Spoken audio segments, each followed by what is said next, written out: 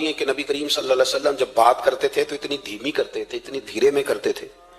میں تو چھوٹا آدمی ہوں، کسی بڑے بندے کو نصیحت بھی نہیں کر سکتا، ورنہ میں علماء سے تو نہیں، لیکن جو طالب علم ہیں جن کا خیال ہے کہ شاید اور میرے پاس کچھ سیکھنے آئے ہوئے ہیں مدرسے کے، تو میں ان سے کہتا ہوں کہ وہ کیا خطابت ہوئی جس میں سامنے والے کو سمجھ نہیں آئی آپ نے کیا کہا. آپ اتنے جوش میں چلے گئے، کہتا جی وہ میرا عشق بڑا جوان تھا. تو میں نے کہا آپ کا عشق زیادہ جوان تھا، پھر رسول پاک کی سنت سے آگے نکل گیا ہے. اب ٹھہر ٹھہر کے بات کریں. آپ کی بات اگر سامنے والے کی سمجھ میں نہ آئی تو اس کا معنی کیا ہوا؟ اسی طرح سے ہماری نعت خوانی کا ماحول ہوتا ہے، 6 بندے نعت پڑھ رہے ہوتے ہیں، ایک سپیکر ادھر ہوتا ہے ایک ادھر ہوتا ہے، کوئی سمجھ نہیں آتی ہے کیا کہہ رہے ہیں. اور پھر اس کے ساتھ ساتھ وہ یہ بھی مطالبہ کر رہے ہوتے ہیں کہ ہاتھ بھی کھڑے کرو جنو جنو عشق کے. وہ میں کہیں جی نہیں کہی تھا، ویسے تو کہہ چلو پڑھ لیں، ورنہ اگر آپ ایسے ہی استاد بائی پاس والے بیچارے کو تو ہارٹ اٹیک ہو جائے گا ہاتھ کھڑا کرے گا، ہے تو وہ بھی عاشق رسول ہی نا. لیکن یہ قسمیں نہ ڈالیں، یہ کوئی طریقہ ہی نہیں ہے، نہ کہیں دین اس کی اجازت دیتا ہے. ہم نے تو یہ سنا ہے کہ صحابہ کہتے ہیں جب اللہ کے حبیب گفتگو کرتے تھے تو ہم یوں بیٹھتے تھے کہ ہمارے سروں پہ پرندے بیٹھے ہو، تو حرکت بھی نہیں کرتے تھے. تو بہرحال جو بات عرض کرنی ہے اس پر غور کریں. جناب عائشہ صدیقہ کہتی ہیں ٹھہر ٹھہر کے بات کرتے آہستہ، اور یہ لفظ آپ کو یاد رکھنا ہے. سیدہ عائشہ صدیقہ کہتی ہیں جب حضور گفتگو کرتے تھے نا تو اگر ہم نبی پاک کے الفاظ کو گننا چاہتے تھے تو گن بھی سکتے تھے، گننا چاہتے تو گن بھی. ایک تو آپ کی جو سادگی ہوگی وہ اصل ہوگی، ملمہ سازی سے نکلیں. پہلے ہماری شادیوں پہ دولہا اور دلہن جاتے تھے بیوٹی پارلر، اب سارا خاندان جاتا ہے. اس میں حسن نہیں ہوتا، اس میں بے وقت ہو جاتا ہے آدمی. آپ کو جو رب کریم نے بنایا ہے اس سے زیادہ شاندار آپ کو کوئی بنا سکتا ہے؟ الذی خلقک فسواک فعدلک فی ای صورت ما شاء رکبک. اللہ فرماتے ہیں جو میں نے تیرا چہرہ بنایا ہے نا یہ میری چاہت ہے، میں نے جیسا چاہا ہے تجھے بنایا ہے. تو مجھے تجھے وہ چہرہ پسند کیوں نہیں جو میرے رب نے بنایا ہے؟ یہ چاہت ہے. الذی خلقک کا جس نے تمہیں پیدا کیا، فسواک فعدلک پھر ہموار کیا، پھر برابر کیا، اور فی ای صورت ما شاء رکبک پھر جس صورت میں اس نے چاہا تجھے ترکیب کیا. تو پہلی بات. اور دوسری بات، گفتگو کریں تو ذرا تھوڑا سا نا موقع دے کسی اور. کچھ لوگ ایسے ہوتے ہیں جن کے پاس آپ بیٹھے ہیں تو بس وہی بولیں گے، آپ نہیں بول سکتے، اب وہی بات کریں. گفتگو کریں، معنی خیز کریں، اتنی باتیں نہ کریں کہ پھر آپ رہ جائیں.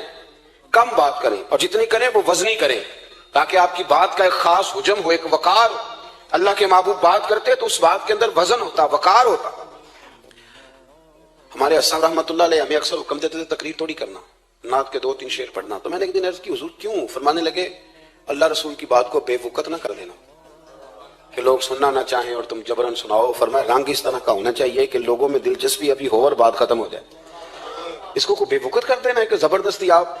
تو اچھی گفتگو کریں، معنی خیز سنیں. ایک حدیث پاک حضرت ابو بردہ رضی اللہ تعالیٰ ایک صحابی ہیں، البدایہ والنہایہ میں روایت آپ کو ملے گی. وہ کہتا ہے میرا اپنی بیوی سے اختلاف ہو گیا. بیوی سے جب بندہ راضی ہوتا ہے تو بڑا ہی راضی ہوتا ہے. پھر وہ کہتا ہے کہ جیسی میری ہے ویسی کسی کی بھی نہیں.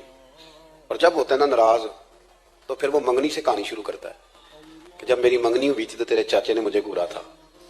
اور پھر وہ دن جب رکھے تھے اس دن جو کام ہوا تھا اس کا بھی ذکر. اب اختلاف تو ہو گیا. اور جب آپ کسی سے ناراض ہوتے ہیں پھر اس کی خامیاں ساری سامنے آ جاتی ہیں. پھر وہ کہتا ہے شادی والے دن تیرے ابے نے صحیح سلوک نہیں کیا، یہ جو مجھے کپڑے دیے تھے جو کو پہننے والے تو نہیں نا، تو میری اماں. اب اختلاف ہو گیا. اب ہم کیا کرتے ہیں، جو قریب والے لوگ ہوتے ہیں وہ اس پر تھوڑا تیل اور ڈالتے ہیں. وہ کہتے ہیں نہیں تینوں تو پتہ ہی نہیں، جس دن بڑیاں گلاں تو پتہ ہی نہیں، تو تے شادی تو 15 دن بعد سعودی عرب ٹر گیا ساڈے کولوں سن کہانیاں، ہم تمہیں بتاتے ہیں تاکہ تباہی اور اترے.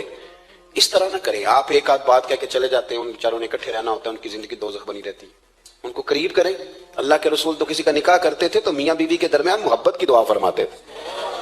تو وہ صحابی آئے تو اپنی بیوی سے ناراض تھے تو انہوں نے بات شروع کر دی، کہنے لگے یہ بھی کرتی ہے، یہ بھی کرتی ہے، یہ بھی کرتی ہے، یہ بھی غلطی ہے، یہ بھی غلطی ہے، یہ بھی کوتاہی ہے. بڑی باتیں سنائیں. اللہ نے کان کتنے دیے اور زبان. اس کا مطلب ہے سنگل بولنا چاہیے اور ڈبل سننا چاہیے. آپ جتنا بولتے ہیں اس سے ڈبل سننے کا مزاج بنائیں، کیونکہ کان اللہ نے 2 دی اور زبان سنگل بولیں اور ڈبل سنیں. حضور سنتے رہے. بلکہ حضرت ابو بردہ رضی اللہ تعالیٰ عنہ کہتے ہیں میرے محبوب نے نا تکیہ منگا لیا، ایک لگا لی. کئی لوگ کہتے ہیں نا جی ڈاکٹر نے میری بات تو پوری سنی کوئی نہیں. تو جب تک پوری سنی نہ جائے بعض بندوں کو تسلی نہیں ہوتی. پورا وقت دیا. وہ کہتے ہیں جتنا میرے اندر غبار تھا سارا میں نے نکالا اور میں نے ثابت کر دیا کہ میری بیوی میں یہ بھی کمزوری ہے، یہ بھی کمزوری ہے، یہ بھی کمزوری ہے. کہتے ہیں جب میں تھک گیا نا باتیں کر کر کے اور باتیں ختم ہو گئی تو حضور ہلکا سا مسکرائے. پھر پہلی نظر ہی لوٹ لے ماہی تیرے ہار شنگاراں. کہتے ہیں حضور ہلکا سا مسکرائے زیر لب اور فرمانے لگے کہ تیری بات ختم ہو گئی ہے تو ایک میں بھی کر لوں. تو نبی کریم صلی اللہ تعالیٰ علیہ وسلم فرمانے لگے صرف ایک بات کا جواب دے، صرف ایک. تیرے آگے ہیں یوں دبے لچے، فصحا عرب کے بڑے بڑے، کوئی جانے منہ میں زبان نہیں، نہیں بلکہ جسم میں جا نہیں۔ حضور فرمانے لگے یہ بتا کہ تیری بیوی میں ساریاں خامیاں ہی ہیں کہ کوئی خوبی بھی ہے؟ بھائی اتنا جواب دے دے، زیادہ لمبی چوڑی بات نہیں۔ تیری بیوی میں ساریاں خامیاں ہیں۔ اللہ جو بندے بناتا ہے نا، تو ایسا کوئی بندہ رب کریم نے نہیں بنایا جس کے اندر اللہ نے کوئی خوبی نہ رکھی ہو۔ یہ الگ بات ہے کہ ہماری اپنی اینک پر مٹی پڑی ہوتی ہے اور ہم سامنے والے کا چہرہ صاف کرتے رہتے ہیں، اپنی اینک نہیں صاف کرتے۔ تو حضرت ابو بردہ رضی اللہ تعالیٰ عنہ فرماتے ہیں جب سرکار نے اس شخص سے یہ بات کہی نا کہ کوئی خوبی بھی ہے تیری بیوی میں، تو کہتے ہیں وہ شخص کہتے ہیں میری نا بالکل ایک جملے نے سوچ ہی بدل دی ساری۔ یوں سمجھ لے کہ میں اس روڈ پہ چل رہا تھا، میرے نبی پاک نے مجھے اس والے راستے پہ ڈال دیا، بالکل ساری سوچ، یعنی ایک ہی جملہ لیکن ہر چیز بدل دی سرکار نے۔ حضور فرمانے لگے کوئی خوبی بھی ہے؟ کہتے میں تھوڑی دیر چپ رہا، عرض کی یا رسول